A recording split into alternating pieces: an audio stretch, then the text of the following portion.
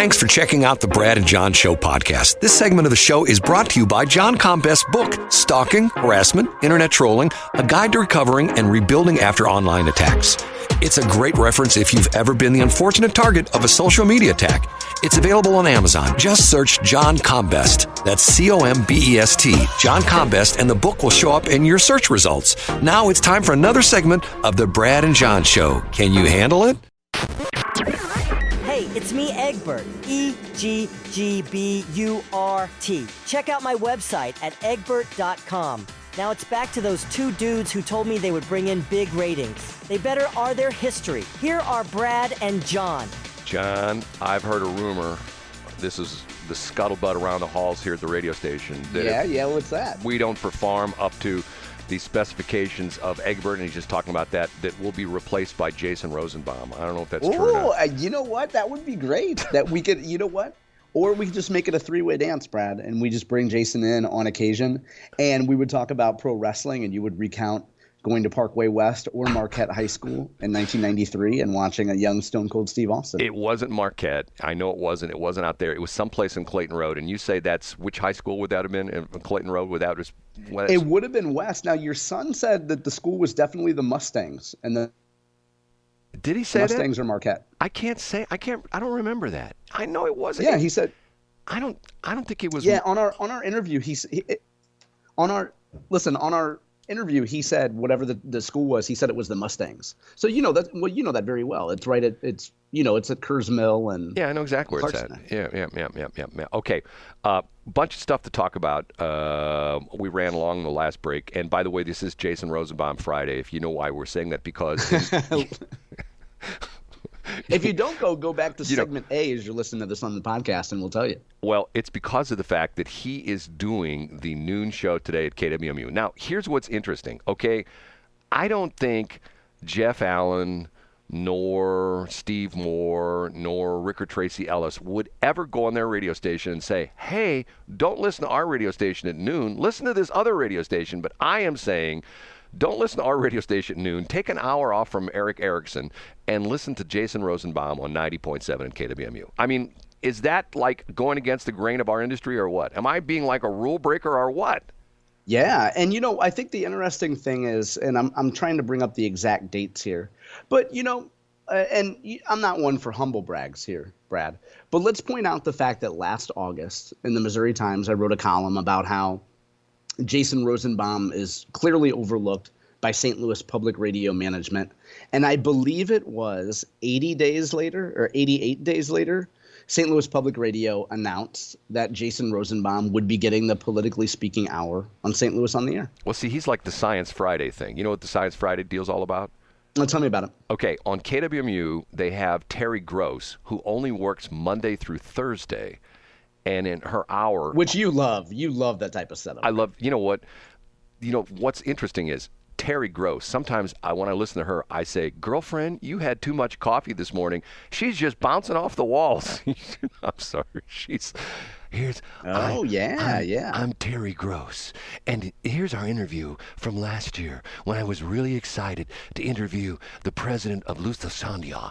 Oh yeah, I used to work with Eli Chin. There was a woman named Eli Chin there. Do you remember her? No, but she did Science Friday. So in the old Monsanto days, we would try to get on that show all the time. Well, Science Friday replaces Terry Gross on. See, am I a nerd or what?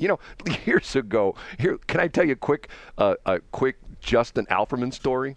Yeah, of course. One day when we're on the air, once again, I did a talk show with Justin Alferman when I think he was still in high school. Maybe he was in junior college. You were violating child labor laws. Right. Yeah. Maybe it was junior high. No, maybe it was junior college. I think he went to East Central College. Okay. And he made this comment about how I was so out of touch and I didn't really know radio. And the only radio stations I knew were like the top 40 stations. Oh, that is very much. Did he really say that? I swear. It's a true story. And he's going like, well, hey, you don't listen to anything but, you listen to, I can't, you listen to Y98 because he was insinuating that I was listening to older radio stations. Old people music and stuff like that. So I said to him, okay, Justin, let me tell you, I said, tell me the station you listen to. And he says, well, I listen to The Point. And I sat there and I gave him hour by hour who was on the air. And I said, wow, okay, nice. from 6 to 10, and he was impressed by this, 6 to 10, and sometimes 10:20, sometimes 10:30, because it was Howard Stern. This was back in the days when Howard Stern was on the point, and Howard Stern was notorious for, he was supposed to be off the air at like 10 o'clock local time. If he was going with the topic, he just kept going. And sometimes his show would last 4.5 hours, sometimes almost 5. He just kept going. So, and I went through the whole day, and he goes, oh my God, you listen to The Point? I go, yeah, Jason, 1 foot in a banana peel, 1 foot in the grave. I'm an old guy.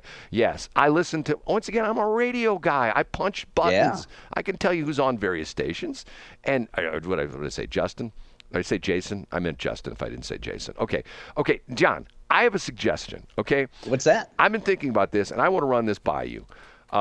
Here's where the Missouri legislators and on people on all levels who are against the storybook times for the drag queen, drag queen storybook hour. Okay, here's what needs to happen.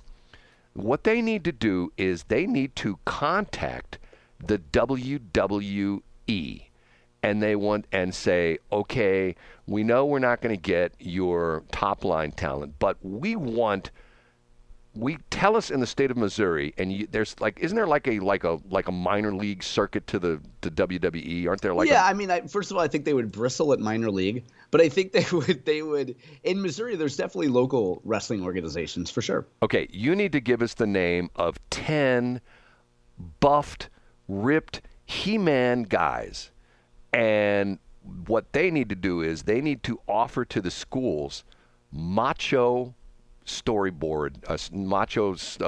Yes. And a toxic masculinity Monday. Exactly. Come How in and about go. that? Hey, yeah, kids, branded toxic masculinity Monday. Look at that bicep. Look at that bicep. Yeah. Look at pull up a shirt. Man, look at that six pack. Yeah. Look at my serratus interior. Right. Now it's time for my story.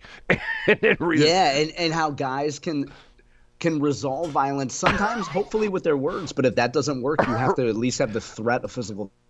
Right, you punch him, and you be nice to that person. If they're not nice to you, just give them a knuckle sandwich. Yeah, kids, what do you say? So yeah. Maybe teach the old gimmick where one guy do the schoolboy when one guy kneels down behind and the other one pushes you. Like that could teach teamwork. Or they have like one of those breakaway chairs, and the principal comes in and they go, hey, headshot. The principal over there, has he been mean to you? Let me show what I'm going to do to the principal. And he whacks him with a breakaway chair. And the principal falls down.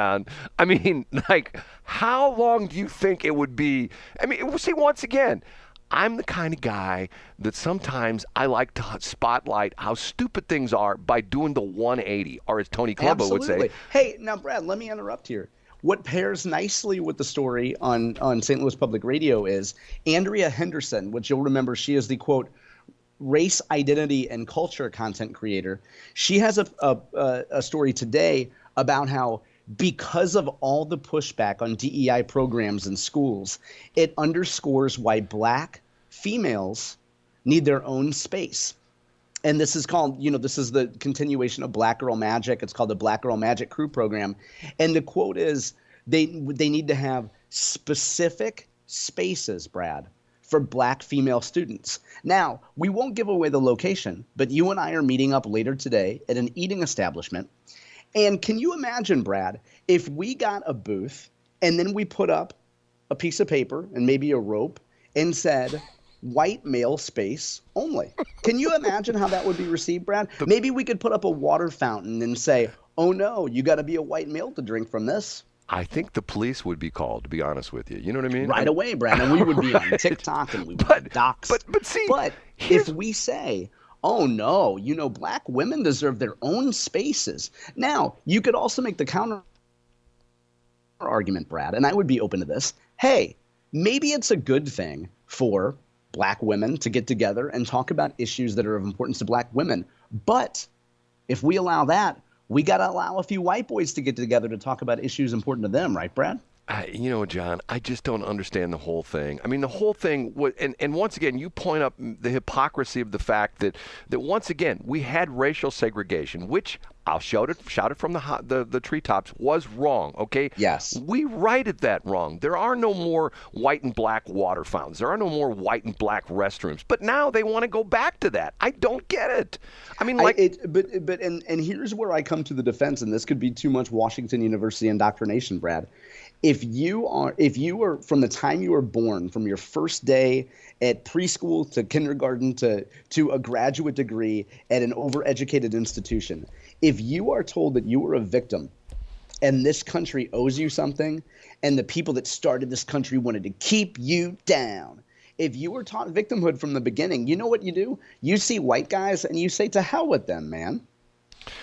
I heard somebody say something the other day that I said all along about both Barack Obama and Michelle Obama, and I can't remember. It wasn't even on it was. I can't remember where I heard it. It wasn't on a very political show, and the guy was just talking about the fact that one of the things he felt that the Obamas, and once again Barack and his Michael, wife Barack and Michael and Michelle missed was the fact that they never said, Look at how this country has changed.